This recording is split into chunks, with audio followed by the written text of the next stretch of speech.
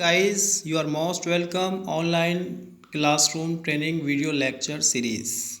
This video lecture is about to very special for 8th class students. In this video lecture we will cover how do we prioritize and three parts of Indian history.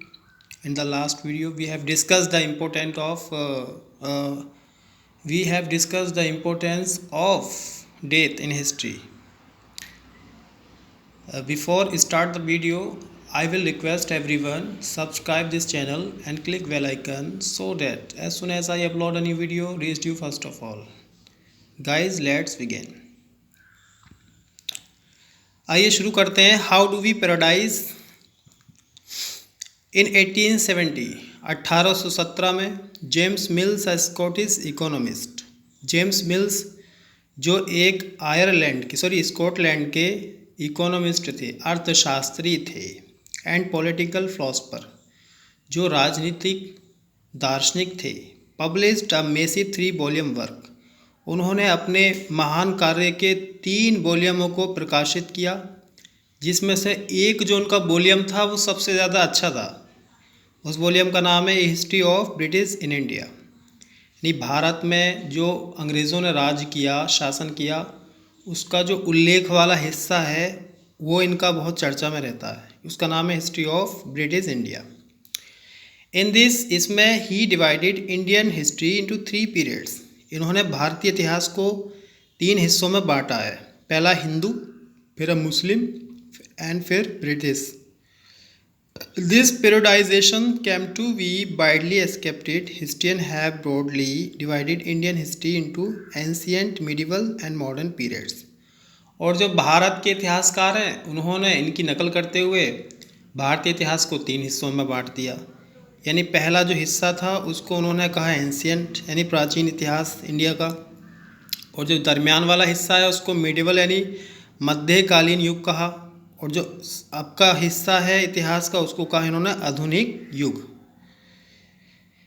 The division of history into 3 periods यानी जो भारतीय इतिहास है उसका division 3 कालों में किया गया है. आई अर्थात एंशियंट प्राचीन पुराना, मिडिवल मध्यकालीन बीच का, एंड मॉडर्न आधुनिक इस समय का. Is done to show that all feature of society, economic and culture and politics of each periods were different from those of the preceding period. ये तीनों पीरियड जो थे आर्थिक, सांस्कृतिक, धार्मिक घटनाओं के आधार पर एक दूसरे से बिल्कुल अलग हैं, भिन्न हैं, इसलिए इनको बांटा गया है. You have already learned about the first 2 period यानी शुरू के 2 पीरियड के बारे में आप पढ़ चुके हैं. मतलब एंशिएंट पीरियड के बारे में आप पढ़ चुके हैं और पढ़ चुके हैं आप मिडिवल पीरियड के बारे में, यानी मिडिवल हिस्ट्री ऑफ इंडिया पढ़ चुके हैं आप.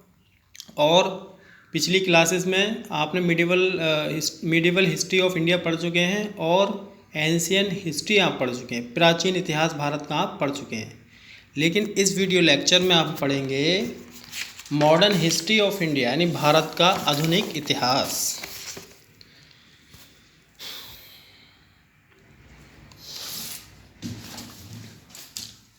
Periods of history of India.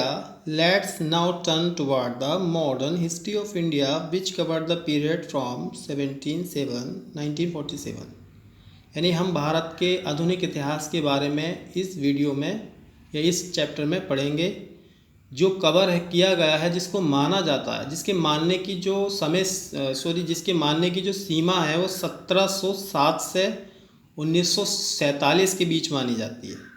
यानी यहाँ तक के इतिहास को मॉडर्न हिस्ट्री कहा जाता है, इंडियन की modern history. Before coming to that period let's have an overview. यानी इस हिस्ट्री को जानने से पहले हम ओवरव्यू लेंगे. इन रेट्रोस्पेक्ट मीन होता है बीती बातों को, जो हमने पढ़ा है पिछली क्लास में उसके बारे में हम पढ़ेंगे.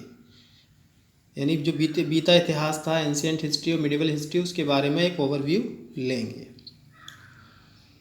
इन 1453 में the Turks took control over the overland trade and route connecting Europe to east. यानी 1453 में जो तुर्क थे उन्होंने भारत का व्यापार यूरोप से होता था पूर्वीय रास्ते के जरिए, यानी स्थल पूर्वीय रास्ते के जरिए. तुर्कों ने उस रास्ते को क्या कर दिया था, अपने नियंत्रण में ले लिया था. इन 1948 1948, ये जो डेट दे रखी है बेटा ये गलत है। Vasco da Gama of Portugal had landed at Calicut along the west coast of India and later on the other European sailors reach India. ये जो डेट दी गई है बिल्कुल ही गलत है बुक में। यानी वास्को डी गामा जो कालीकट पर पहुंचा था वो 20 मई 1498 को केरल के कालीकट तट पर पहुंचा था। आपको पता होगा 20 मई 1498 को पहुंचा था भारत। केरल के कोच्चिकोड ये गांव है, वहाँ पर पहुंचा था ये कोच्चिकोड गांव पर। इसी को कालीकट के नाम से भी जाना जाता है। 20 मई 1498 को ये वहाँ पे पहुंचा था। ये डेट गलत है। Along the west coast of India later on other European settlers reached India। और बहुत सारे भारत के दुनिया के अलग अलग हिस्सों से व्यापार करने के सिलसिले में लोग जो थे भारत आए थे। Primarily they all came for trade, यानी मुख्य रूप से भी सभी के सब जो थे भारत से व्यापार के सिलसिले में आए थे, करने के सिलसिले में आए थे। लेटर ऑन बाद में दे कैप्चर्ड लैंड, उन्होंने यहाँ की भूमि को अपने कब्जे में ले लिया। मेड दियर फोर्ट्स, उन्होंने अपने गढ़ बनाना शुरू किया भारतीय भूमि पर। एंड फॉट बिटवीन देमसेल्फ, और आपस में लड़ना झगड़ना शुरू किया।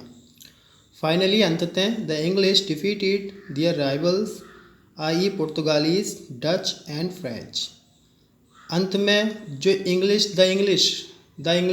से पहले जब दा लग जाता है, आर्टिकल दा, डेफिनेट आर्टिकल दा लगा देते हैं, तो वहाँ पर इंग्लिश का मतलब अंग्रेज़ी नहीं होता। दा लगने से वहाँ मतलब हो जाता है अंग्रेज़ों या अंग्रेज़।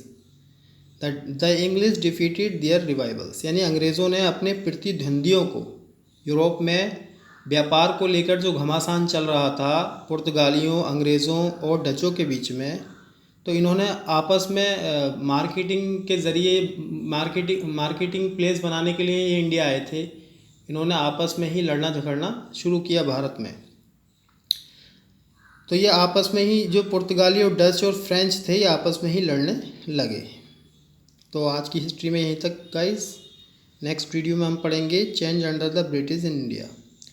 ये जो हम पढ़ रहे हैं भारत की जो मध्य मैनी मिडिवल पीरियड्स हिस्ट्री है उसको और एंशिएंट हिस्ट्री को रिमेंबर कर रहे हैं। थोड़ा सा हम ओवरव्यू ले रहे हैं। नेक्स्ट वीडियो लेक्चर में हम पढ़ेंगे change under the British in India, परिवर्तन आए भारतीय change under the British in India, इसके बारे में हम नेक्स्ट वीडियो लेक्चर में पढ़ेंगे। Thank you guys.